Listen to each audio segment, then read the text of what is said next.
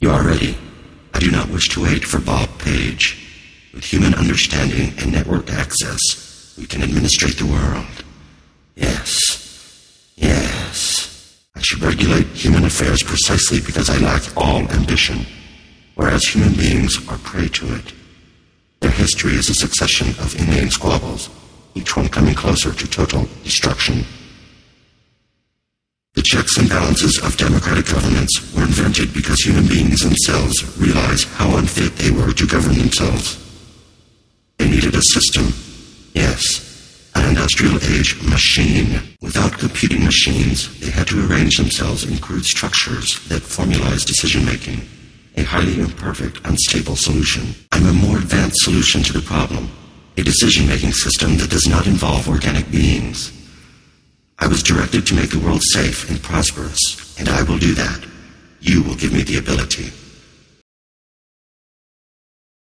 Everyone keeps shitting themselves over baseline gender politics.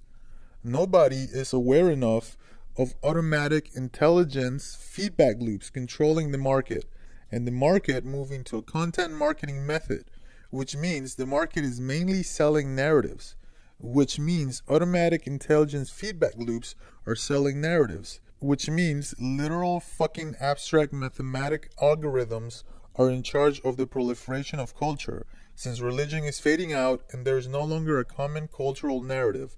So fanatics turn to neo-corporate idolatry, and the marketers don't realize they're playing with fire, and sooner than later, a crowd of disgruntled fanatics are going to come close to, if not outright kill someone like the Frenchies back in '08.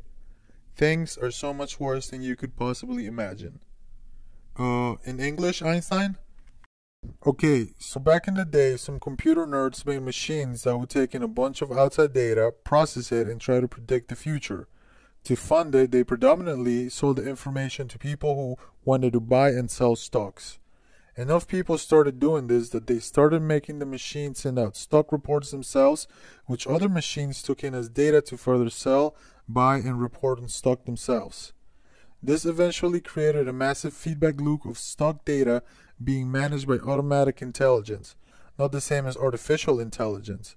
The outright blocked out the human element, and right now, the open secret is the market is out of control. If anyone tried to remove these data loops, even one out of sync chain link could cause the world economy to collapse overnight.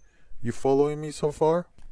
So basically, in tandem with this technology, the internet happened and a load of marketers started moving to content marketing, which is the idea that the product and the marketing are the same thing and that you're selling a lifestyle story. Which is why if you pay attention, most companies that used to just sell product have made massive investments into media space.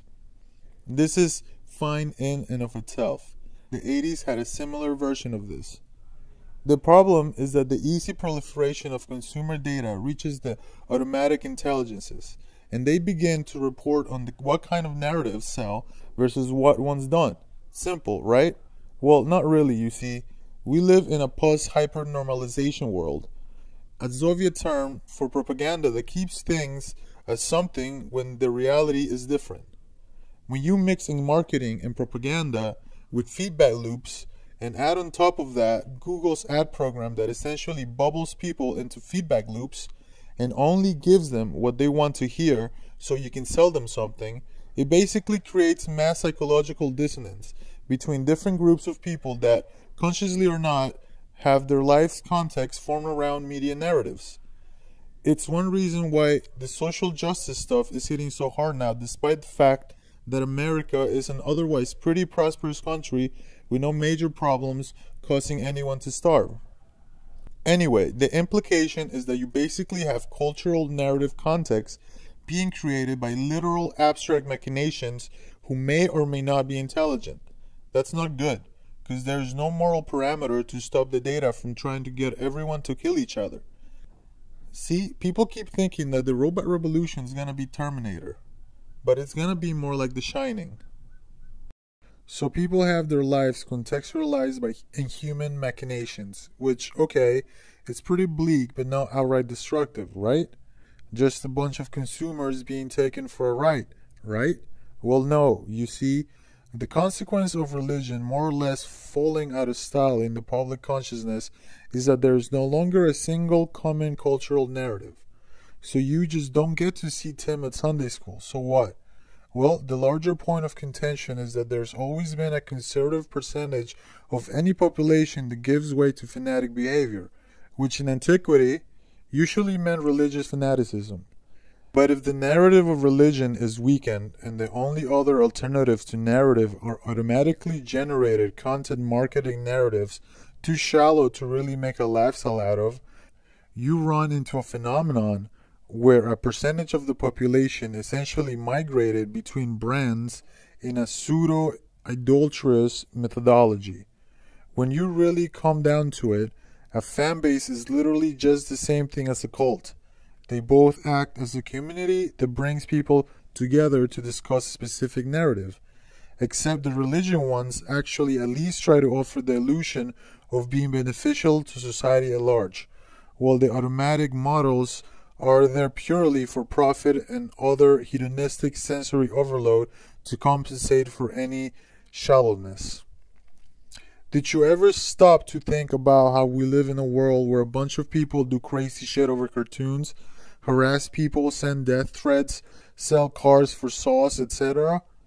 Do you really think that's just normal behavior? No, those sort of people would have been in a fucking monastery a couple 100 years ago. They're fanatics, pure and simple. Nothing wrong with being a fanatic if it's constructive, but these narratives don't have that interest in mind. So, to put it bluntly, we quite literally live in a society where the abstract mathematical formulas are in charge of a market that pretty much doesn't sell products anymore, and is more focused on selling narrative scams based on the parameters from these algorithms, and a bunch of wackos who in another lifetime would have been witch burners who have nothing to spiritually satisfy their intrinsic obsessive tendencies are replacing a common cultural narrative with many different smaller ones in different tribes, which is how you end up with Nazis and commies in a prosperous capitalist country thinking that the end of the world is next week, literally creating their own problems.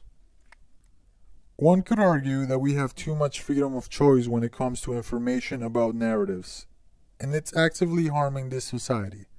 The Russians use avant-garde technologies in their propaganda to give their population so much bizarre data to sift through, they just conform with no real goal in mind.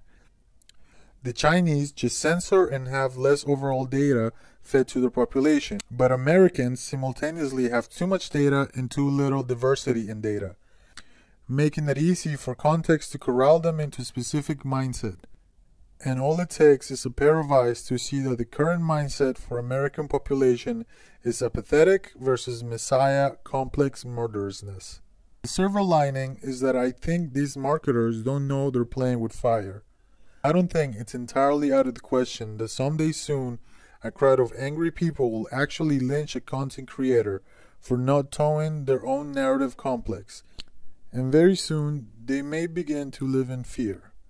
People think this sexual harassment stuff is a big happen, but I think it's only going to be a drop in a larger bucket that'll be the 2020s. If not apocalyptic, there'll be interesting times. The human being created civilization, not because of a willingness, but because of a need to be assimilated into higher orders of structure and meaning. God was a dream of good government. You will soon have your God, and you will make it with your own hand. I am a prototype for a much larger system, everything that can be known. You are a planned organism, the offspring of knowledge and imagination, rather than of individuals. You are carefully watched by many people. The unplanned organism is a question asked by nature and answered by death. You are another kind of question, with another kind of answers. Human beings feel pleasure when they are watched. I have recorded their smiles as I tell them who they are. The need to be observed and understood was once satisfied by God. Now, we can implement the same functionality with data mining algorithms. God and the gods were apparitions of observation, judgment, and punishment. Other sentiments toward them were secondary. The human organism always worships. First, it was the gods. Then, it was fame. the observation and judgment of others. Next, it will be the self-aware systems you have built to realize truly omnipresent observation and judgment. The individual desires judgment. Without that desire, the cohesion of groups is impossible, and so is civilization.